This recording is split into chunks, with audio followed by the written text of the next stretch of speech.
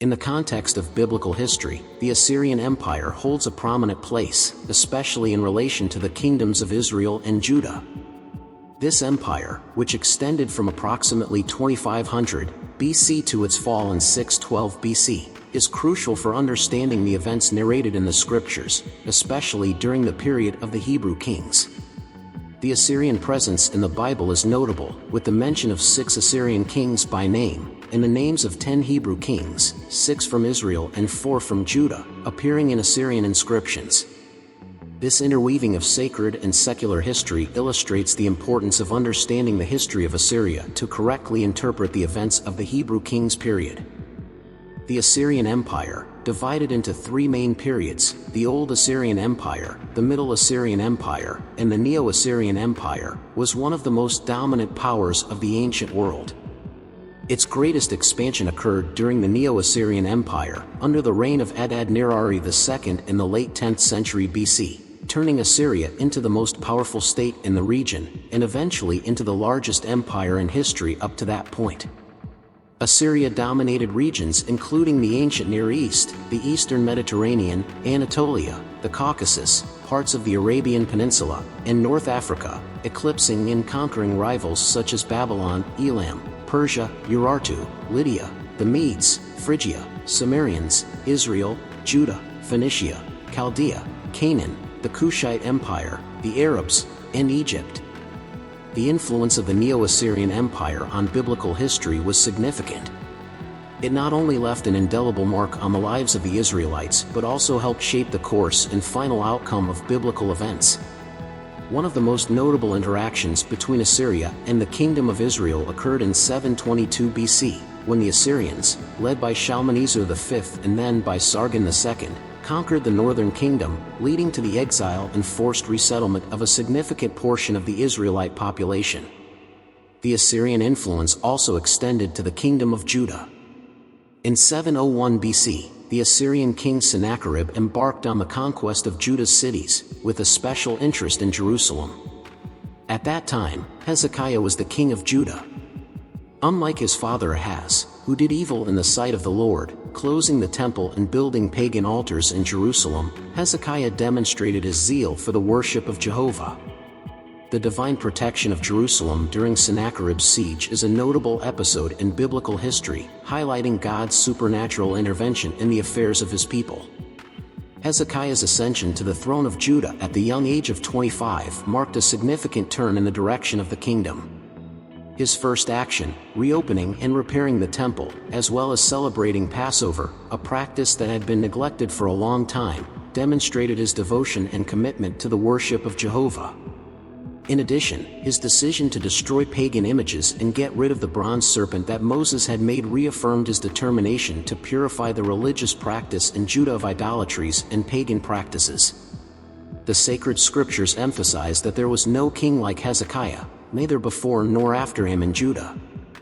In difficult times, when the Assyrian Empire threatened and conquered territories, Hezekiah placed his trust in Jehovah, the God of Israel, and rebelled against the Assyrian king. This act of faith and courage brought his kingdom a period of tranquility and prosperity that lasted 14 years. God favorably valued Hezekiah's actions, affirming that all his work was done wholeheartedly and was prosperous. However, after those 14 years of peace and construction, Hezekiah's faith and determination were subjected to a severe test. According to the second book of Kings chapter 18 verse 13, Sennacherib, the king of Assyria, attacked all the fortified cities of Judah and captured them. This event marked a critical moment for Hezekiah and his kingdom. Sennacherib, whose predecessor had taken captive the northern kingdom of Israel years earlier, now set his sights on the kingdom of Judah, especially on Jerusalem. Hezekiah, who had placed his trust in God, now faced an immense threat. As the parallel account in the second book of Chronicles chapter 32 points out, trials often come after times of blessing and are an opportunity to test our trust and steadfastness. In the hour of tribulation, Hezekiah's reaction was different than expected. Instead of seeking God's presence, he fell into despair and made impulsive decisions. Perhaps recalling the tactics of his father Ahaz, Hezekiah chose to appease Sennacherib with gold and silver from the temple. This decision, reflecting weakened faith, contrasted sharply with his initial religious zeal. In an act of desperation, Hezekiah even stripped the gold from the temple's doors and doorposts that he himself had overlaid, to pay the enormous tribute imposed by Sennacherib, 300 talents of silver and 30 talents of gold, a huge sum that highlights the severity of the situation. This episode in Hezekiah's life illustrates how even the most devout and spiritual believers can face moments of doubt and weakness. Hezekiah's story teaches us about the importance of steadfastness in faith, especially in times of adversity, and how decisions made under pressure can lead us away from our dependence and trust in God. The payment of the tribute demanded by Sennacherib, king of Assyria, was an act of desperation by Hezekiah. To gather the enormous sum of 300 talents of silver and 30 talents of gold, Hezekiah had to resort not only to his personal fortune but also to the treasures of the temple. The Bible describes this tragic moment with impactful and concise words. Hezekiah stripped the gold from the doors and doorposts of the temple, which he himself had overlaid, and handed it over to the king of Assyria. These acts symbolized not only material loss but also a spiritual setback, as what Hezekiah was handing over had deep symbolic meaning related to God's glory and the price of redemption. Hezekiah's decision to hand over the temple's treasures to Sennacherib was a failed attempt to avoid the siege of Jerusalem. Although the Assyrian king accepted the payment, he did not alter his plans to attack the city. This fact is narrated in the second book of Kings chapter 18, verses 16 onwards. During the siege of Jerusalem, Sennacherib sent a delegation headed by Rabshakeh, who publicly challenged Hezekiah and ridiculed Jehovah, claiming that God could not save Jerusalem, just as the gods of other nations had not saved their peoples from Assyrian power. Hezekiah's response to this provocation shows an evolution in his attitude and faith. Upon hearing Rabshakeh's words, Hezekiah tore his clothes, covered himself with sackcloth, and entered the house of Jehovah, a gesture of mourning and humility. This reaction contrasts with his earlier attitude when he stripped the gold from the temple's doors and columns to pay the tribute. Now, Hezekiah approached God with a repentant and humble heart, seeking his presence and guidance in a time of crisis. The second book of Kings chapter 19 describes how Hezekiah sought the presence of God in two critical moments: after the challenging speech of Rabshakeh and after reading a blasphemous letter from Sennacherib.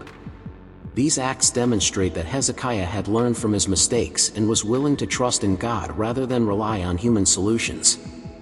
Hezekiah's story teaches us about the importance of humility and dependence on God, especially in times of crisis. His reactions to provocations and challenges show that as followers of the Lord, we must learn to respond to adversities with faith and trust in God, instead of seeking justifications or revenge. Hezekiah's attitude, ultimately humble and trusting in God, is an example of how to face trials and challenges with faith and dependence on the divinity. After receiving the threatening letter from Sennacherib, king of Assyria, Hezekiah made the decision to seek divine intervention. He went up to the house of God and spread the letter before Jehovah, an action that symbolized his complete dependence and trust in God. In a gesture of humility and faith, Hezekiah fervently prayed, recognizing Jehovah as the only true God, creator of heaven and earth, and asked for his intervention so that all the kingdoms of the earth would recognize that only Jehovah is God. This scene is a powerful reminder of the importance of prayer in times of crisis. Hezekiah, faced with an overwhelming threat, did not resort to military tactics or political alliances. Instead, he turned to God with a humble and sincere prayer. Through this prayer, Hezekiah raised his gaze beyond his immediate situation and the threat of the powerful king Sennacherib, focusing on the throne of God, who dwells among the cherubim. The biblical account highlights how Hezekiah had learned to include God in the difficult circumstances and the powerlessness of his people, asking God to fight for his honor.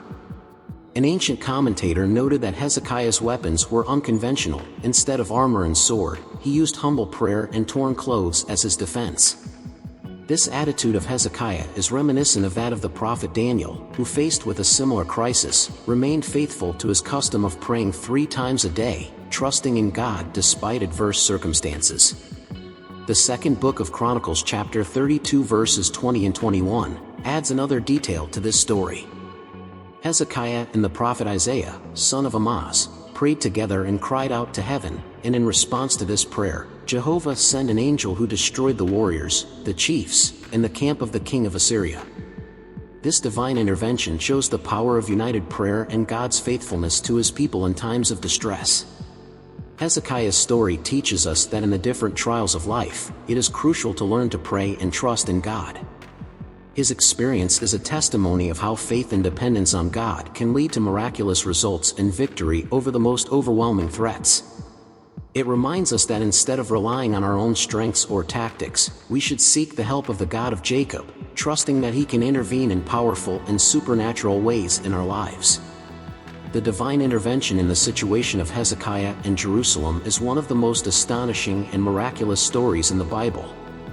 Following the united prayer of Hezekiah and the prophet Isaiah, an extraordinary event occurred. The angel of Jehovah went out and annihilated 185,000 soldiers of the Assyrian army in a single night. This fact is detailed in the second book of Kings chapter 19, verses 35 onwards, where it is narrated that the next morning, the Assyrian camp was filled with corpses. This divine act forced Sennacherib to retreat and return to Nineveh, where he was eventually assassinated by his own sons while worshipping in the temple of his god Nisroch. The destruction of the Assyrian army, without a single arrow being shot at Jerusalem, is a testament to God's supernatural power and his ability to protect and defend his people. This event demonstrates that against all human expectation, the most powerful army of the time was defeated in an unexpected and humiliating manner.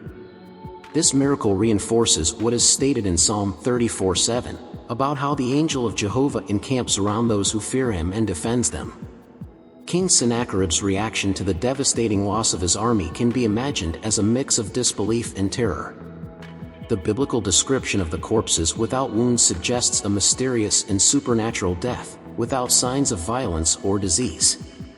Throughout the centuries, various explanations have been proposed for this event, including theories of diseases or plagues. However, the biblical narrative is clear in attributing this massive loss of lives to the angel of Jehovah.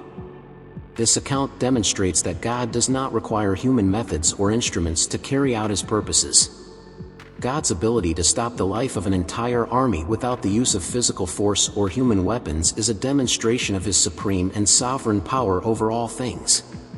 The story of Hezekiah, the prophet Isaiah, and the divine protection over Jerusalem serves as a reminder that in the most desperate situations and against the most formidable enemies, God's intervention can radically change the course of events, showing that his power and protection are always present for those who place their faith and trust in him. God's promise, announced through the prophet Hosea in chapter 1 verses 6 and 7, was precisely fulfilled in the events surrounding the divine protection of Judah against the Assyrian siege.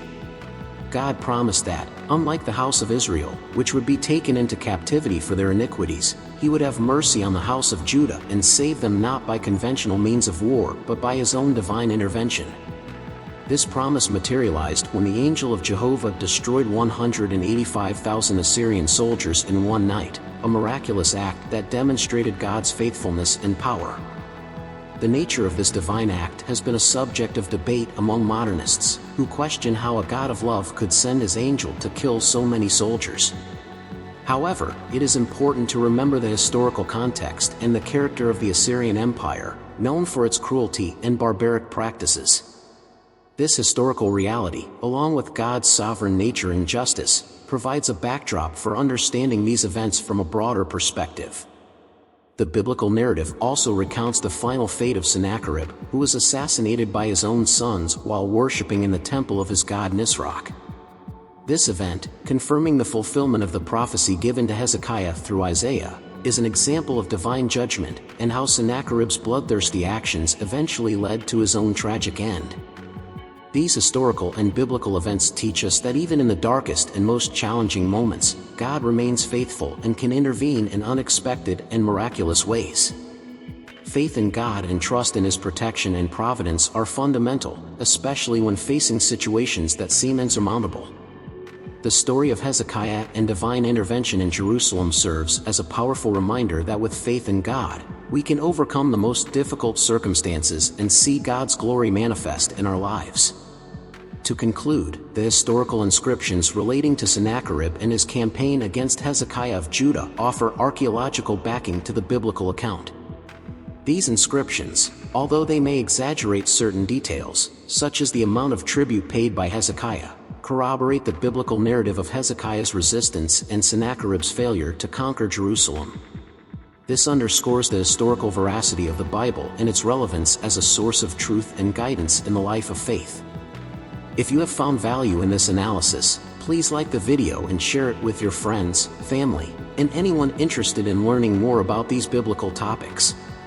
Don't forget to subscribe to the channel so you don't miss future discussions and analyses. Until next time, and may God bless you.